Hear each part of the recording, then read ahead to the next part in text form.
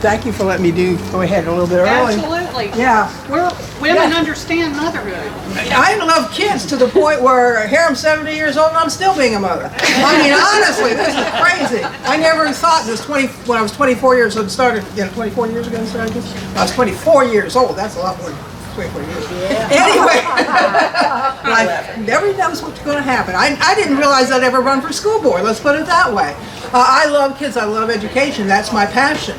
And so what happened is when I retired, because I'm from the area, and I actually worked at Laney all through the 90s, and my two oldest kids went to schools here. So that was the first generation, and as I just pointed out, I've got kids in the schools right now. Surprise, surprise. So when I came back to retire at home in 2016, I was shocked. I did not intend to run for school board, but I looked at what was going on in this district. I was shocked. I couldn't believe it. Our schools had gone back in time. Yeah. And the people that were on the school board were the same people that had been there in the 90s. Amen. Oh my God, they needed to go. And so they went, and they are all gone now, thank the Lord. But the sad part is it's still an awful mess. It's an awful mess. As Lynn was describing, right now it's pretty much myself, Stephanie Walker fighting for the ideals that's best for the kids. The other people that are on the board, it's back and forth, back and forth. You're never sure what's going to happen from one day to the next. Some of them are. Okay. And that's why we need Dorian and we need Veronica for sure, because we need help up there. But there's another thing we need. We need those 3 women in the legislature. Yeah. Our public schools get 2/3 of their money from our state. That's how we operate. The other third, well, actually a little bit under a third, comes from the county commissioners. So that's one of the reasons we need Travis. He's here, right? And then also about 1/10 we get from the federal government. A lot of people think we don't get that much from the federal government, mainly for EC programs and things like that. So we need people in Raleigh that will quit trying to kill our public schools. Yeah. That is what they're doing intentionally. Yep. The #1 expenditure in any state, all 50 states across this country, is public education. Same here in North Carolina. 48% of their budget goes to, the state's budget from taxes goes to public schools. We need to have people up there in Raleigh that won't sit on a $7 million slush fund, we'll be spending it for the schools, where we don't have to sue them to get the money that the state Supreme Court said we had to give. They're sitting on $1 billion that they're supposed to pay us and they refuse to. And every year, they're cut. We are the 48th out of 50 states and resources that we pay for our students. That is pathetic. It is. We are, I think, the 9th wealthiest state in the country. We are the 5th wealthiest district in the state.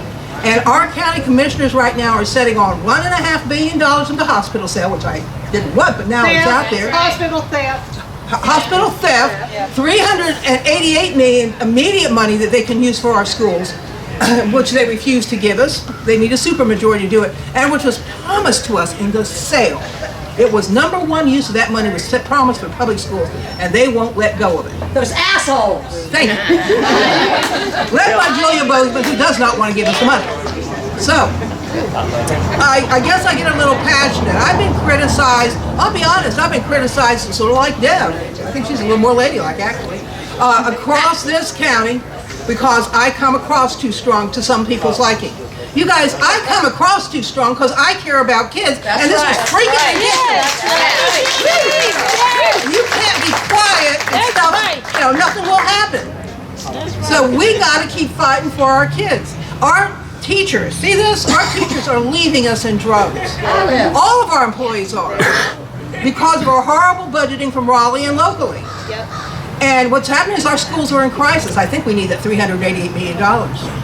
Right now, for example, we have 1,600 teachers in our district. Normally in any given year, you'd have maybe 30 or 40 new beginning teachers. We have 340. Our teachers have left. This is horrendous. Our experience is heartbreaking. A lot of them I know personally. I cannot blame them. Between what's going on in this district with our leadership and what's went on with COVID, they gotta have sanity. And I fear for these young teachers because I know they're going to be dropping out like flies by the end of the year because it's too much. We're down like 20 teachers assistants across the district. We're down like, they say 16 or 17 bus drivers. No, we're down 40. They're sort of fudging the number. Our transportation system is a disaster, and I've been fighting for that for the last 4 years. Yeah, you have. Yes, I have.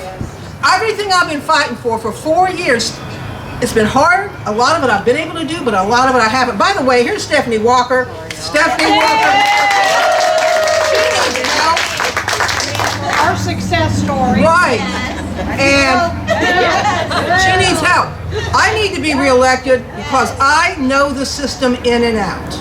I've been everything from a teacher to a central office administrator across the state. I've run nonprofits and created them for kids. So I know what I'm doing, which is one of the reasons I'm having trouble with our leadership.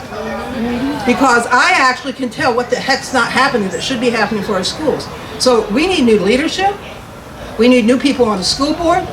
They're sitting in here right now. We need to help her, and you need to re-elect me. Thank you for listening to me.